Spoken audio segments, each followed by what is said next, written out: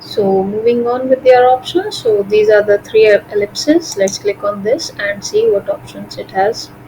So the first one is it shows the device settings. So you can set up your audio, video, your speaker settings here. All right. So you can adjust your speakers from here. You can set your microphone from here. You can set up your camera, and you can start private viewing. Allowing the participants to move through their presentations. All right. So you can switch on and off during using this. Okay. So this is the device settings. Then the next is uh, you can create meeting notes in the meeting as well. So if you are conducting a meeting, and if, let's say, if it is a faculty meeting or a staff meeting, then you can, if you would like to take notes of the meeting, to make minutes of the meeting, so just start taking you can start taking the notes right here.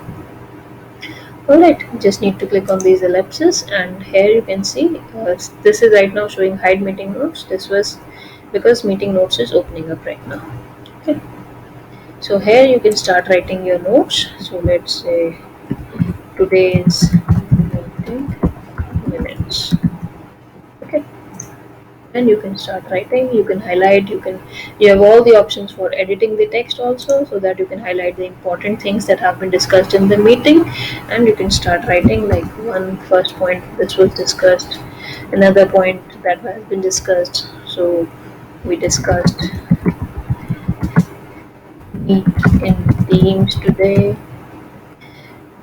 and it has a whiteboard, let's say, and I want to highlight this, then I can just select it and I keep it bold so that it is highlighted. I can add a new section. Let's say if we ended with meet and we started with the next section, let's say we have discussed teams already, teams section, and I can write down the notes for teams sections. So this is really a nice thing to have meeting notes ready in your meeting itself. So you can, when you are done with for a particular moment, then you can just close, and when you feel like that you need to take another important note from the meeting, then you can again click on show meeting, and it will take you again to the meeting notes. You can start writing again and just close it. Alright, and now all these meeting notes will be posted in your channel for that particular channel in which you are conducting this meeting. So whichever channel you are using for meeting up, these meeting notes and all the necessary details, that how long this meeting started and how long it ended, and whatever content you have shown, all these things will be uh, posted on the channel, on that particular channel's conversation list. Alright.